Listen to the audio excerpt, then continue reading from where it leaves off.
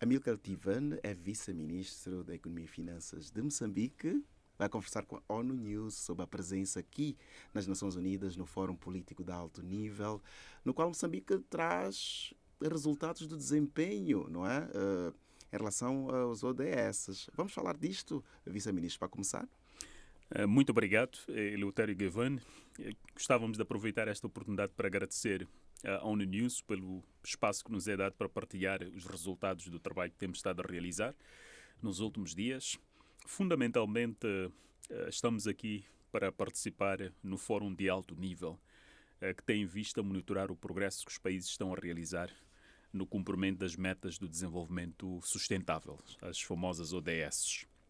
E a discussão centrou-se fundamentalmente para vários países em torno de 17, portanto, objetivos, e eu vou-me concentrar em 5, nomeadamente o ODS 1, que é relativo à erradicação da pobreza, ODS 2, portanto, o combate à fome, ODS 3, adaptação e mitigação das mudanças climáticas, 16, conquista da paz, e, finalmente, o 17, relativo ao reforço dos meios de implementação e revitalização da parceria global. O que nós tivemos a oportunidade de transmitir é que Moçambique tem estado a dar passos notáveis na articulação da sua agenda de desenvolvimento, que está cabalmente alinhada com os Objetivos de Desenvolvimento Sustentável. Nós temos, portanto, o nosso programa quinquenal do governo, que está prestes a terminar, mas mais importante ainda, o país aprovou a Estratégia Nacional de Desenvolvimento para o período 2025-2044, que articula os grandes objetivos de desenvolvimento, nomeadamente tornar Moçambique num país, portanto, de crescimento sustentável, inclusível, abrangente e, portanto, uma abordagem de desenvolvimento centrada nas pessoas e que procura alavancar o potencial de recursos que o país tem, no sentido de assegurar que o país experimenta melhoria nos padrões de vida.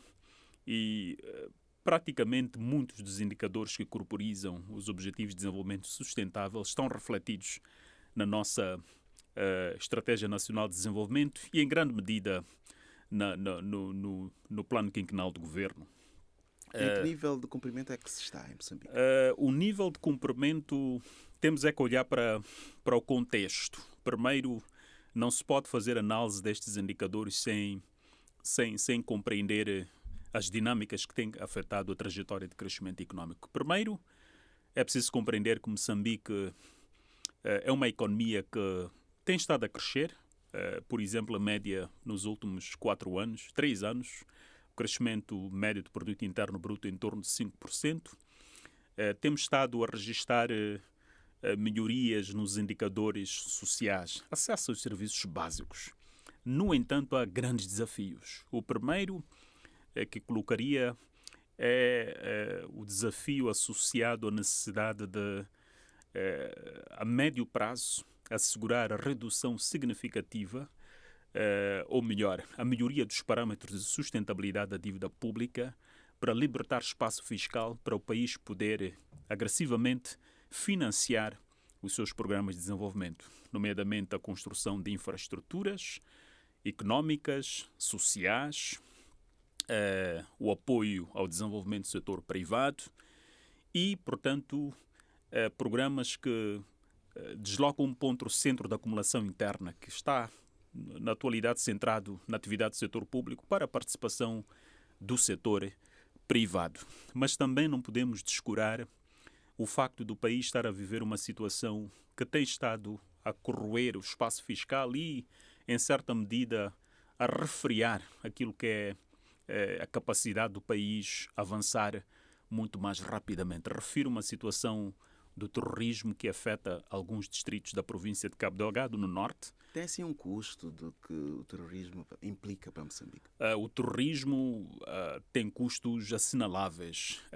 Se nós olharmos para o produto interno bruto de Moçambique, um pouco mais de 19 bilhões de dólares norte-americanos, com uma absorção pelo setor público de cerca de portanto, 30% a 32% desse produto, estamos a dizer que nós dedicamos, grosso modo, um pouco mais de 3% do produto interno bruto para financiar, portanto, os esforços de melhoria da capacidade das nossas forças de defesa e segurança para poder fazer face aos desafios do terrorismo, combater e erradicar o terrorismo, mas também não podemos esquecer a dimensão humanitária, porque há muitas famílias dos distritos mais a norte de Cabo Delgado, como Simba da Praia, Moedumbe, Kisanga, que ao longo dos últimos, nos primeiros anos, 2017, 2018, 2019, portanto, viveram uma situação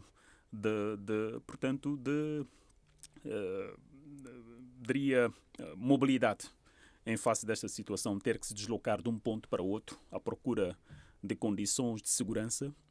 E o país tem estado a investir volumes de recursos notáveis com o apoio dos parceiros de cooperação, devemos reafirmar, para assegurar o retorno das populações, portanto, aos seus distritos, comunidades, e também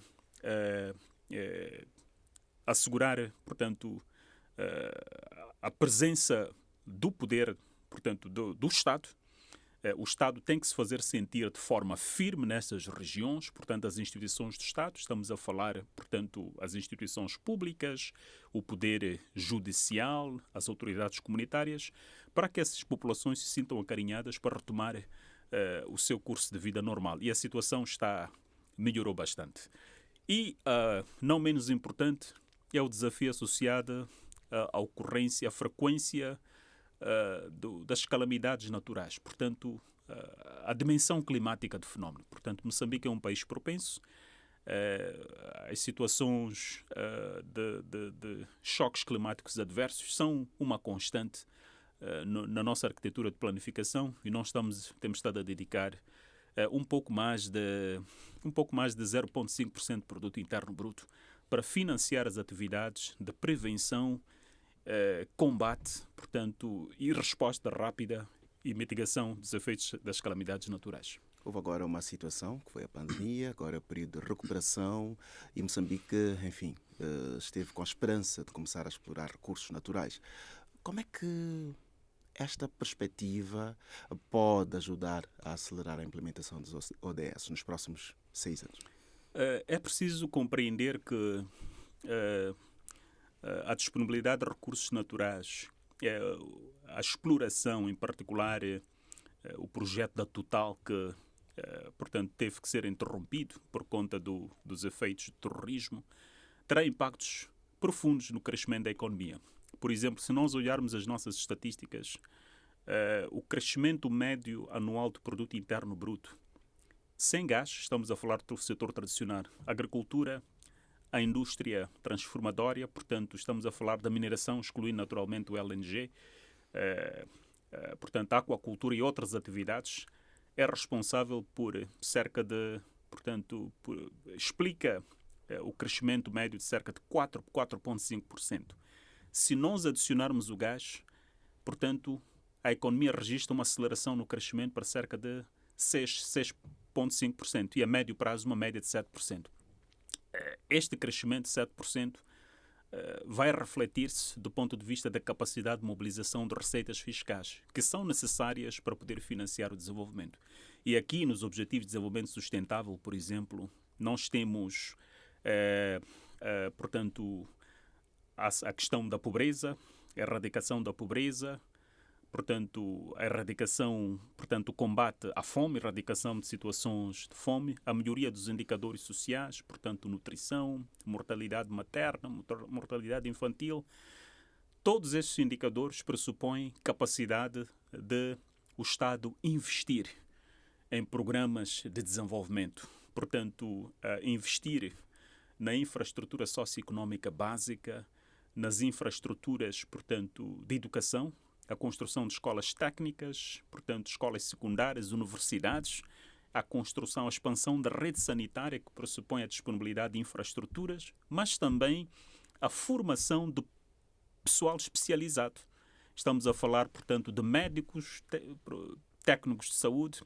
Então, não podemos ver esses indicadores, portanto, o progresso que temos estado a fazer, há melhorias, portanto, que temos estado a registrar, têm implicações profundas, significam que a necessidade do Estado mobilizar continuamente recursos financeiros e recursos, predominantemente recursos internos, para poder financiar o desenvolvimento.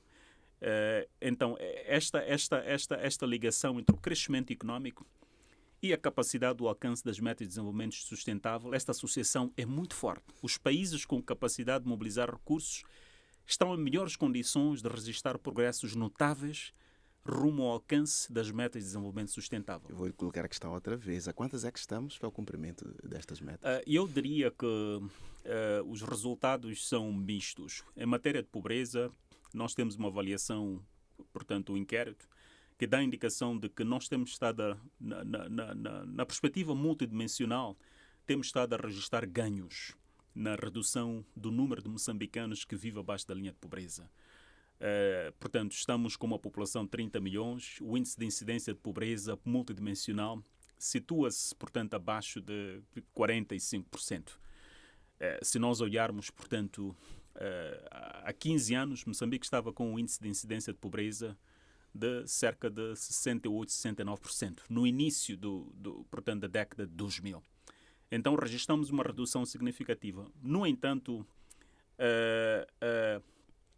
portanto, nós temos é que assegurar, portanto, passar de cerca de 53%, quando as metas foram fixadas, para 24% em 2030.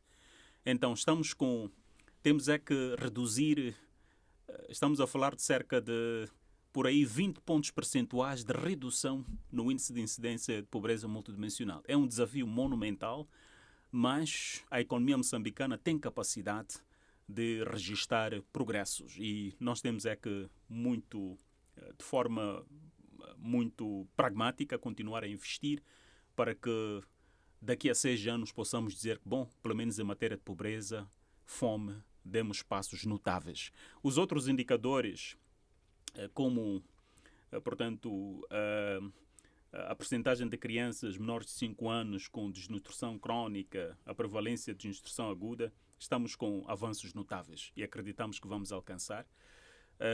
Portanto, o Objetivo de Desenvolvimento Sustentável número 13, que é sobre ação climática, Moçambique deu passos significativos. Primeiro é preciso recordar que a frequência e intensidade dos choques climáticos adversos tem contribuído para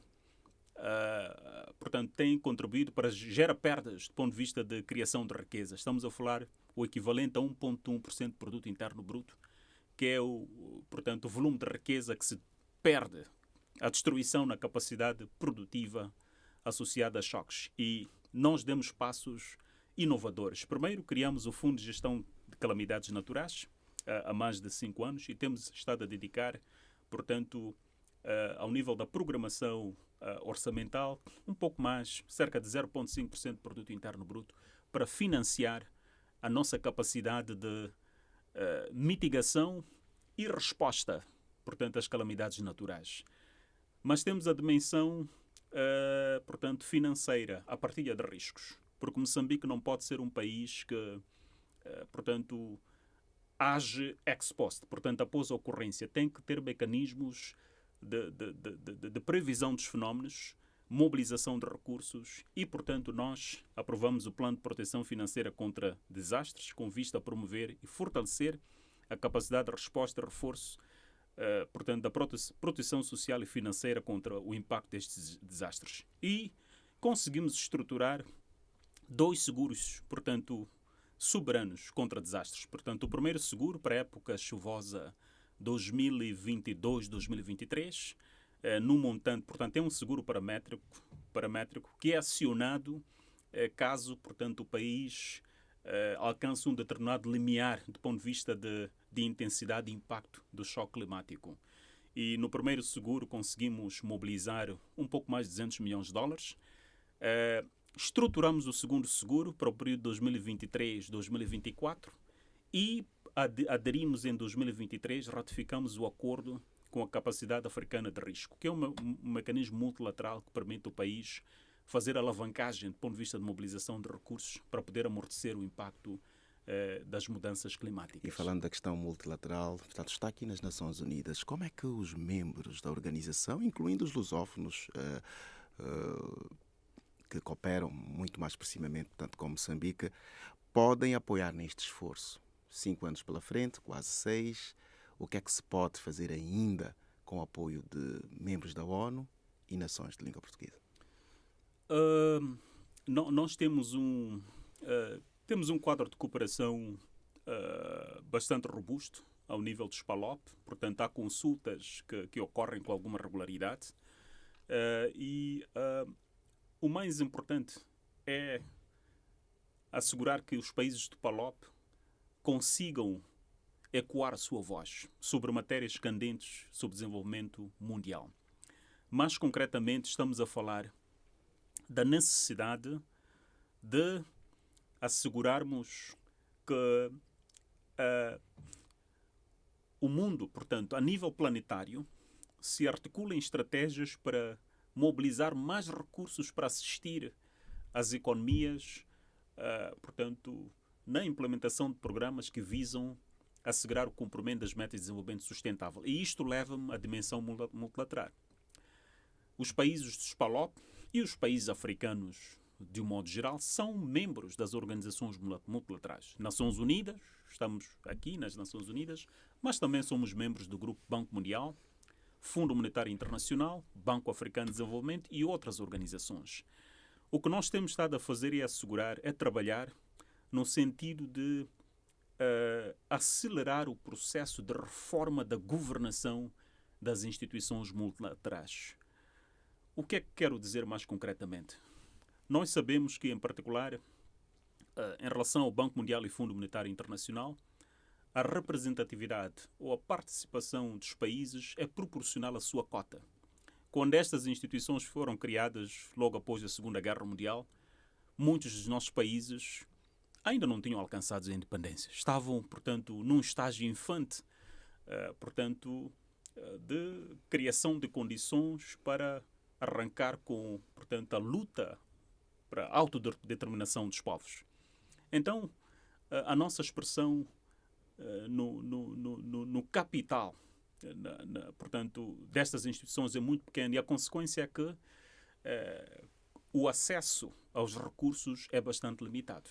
Esteve lá no FMI. Acha que é possível fazer avançar esta agenda e, de certa forma, aliviar também o fardo da dívida destes países? É possível. Acredito que há avanços que vêm sendo feitos e temos que manifestar o nosso voto de apreço como país em relação às reformas que o Fundo Monetário Internacional tem estado a realizar. Só para dar um exemplo, o fundo tem, portanto, uma facilidade de financiamento às economias de renda, portanto, às economias em vias de desenvolvimento, que é o PRGT, é um trust, os países contribuem e são recursos que são alocados aos países para fazer face, amortecer os impactos de choques que afetam a balança de pagamentos. Isto é, assegurar que o país continua a gerar moeda externa para cumprir com as suas obrigações, mas também a capacidade de amortecer choques externos e financiar o desenvolvimento. E nós estamos num programa com o fundo neste momento e a nossa cota, portanto, temos estado a ter níveis de acesso extraordinários. Isto é, superior à nossa cota, aquilo que teríamos em condições normais. Mas um fenómeno que também não podemos deixar de realçar em relação ao Fundo e Banco Mundial é a aprovação de uma facilidade, reconhecendo os desafios que os países enfrentam no espaço climático, a questão das mudanças climáticas, criou-se o Sustainability and Resilience Trust, que é um financiamento para ajudar os países a amortecer o impacto de choques externos. Moçambique está ainda num estágio, vamos aceder a breve trecho estes financiamentos, mas não podemos deixar de realçar o facto do Fundo Monetário Internacional ter criado, estar, portanto, prestes a materializar um objetivo em relação ao qual nos batemos com muita garra ao longo da última década, que é o aumento, portanto, da participação e a representação dos países africanos na estrutura de governação.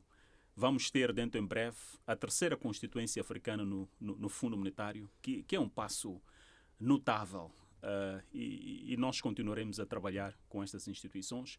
E ao nível das Nações Unidas, naturalmente, nós, portanto, integramos o conceito de segurança e temos estado a ecoar a nossa voz sobre, portanto, os desafios de assegurar, portanto, a manutenção da paz, a estabilidade e, portanto, o multilateralismo, num contexto em que todos nós sabemos desafiador para a textura geopolítica mundial, portanto, a situação dos conflitos, a desigualdade, portanto, situações associadas à limitada capacidade de espaço fiscal para financiar as economias. Então, nós temos estado a articular uma visão de uma aldeia global, de um mundo multipolar em que cada país possa reclamar, portanto, a sua fatia naquilo que são as vantagens do progresso para o mundo. O tempo está a fugir. Muito obrigado por esta conversa com a ONU News, vice-ministro da Economia e Finanças de Moçambique, Amílcar Tivan, que participa no Fórum Político de Alto Nível nas Nações Unidas, que está a medir o progresso dos ODS. Algo mais para este final? Em final, mesmo para terminar, gostaríamos de agradecer mais uma vez a oportunidade. É importante, portanto, à margem destes fóruns, também contribuirmos para disseminar um pouco do trabalho que temos estado a fazer no nosso país. É um país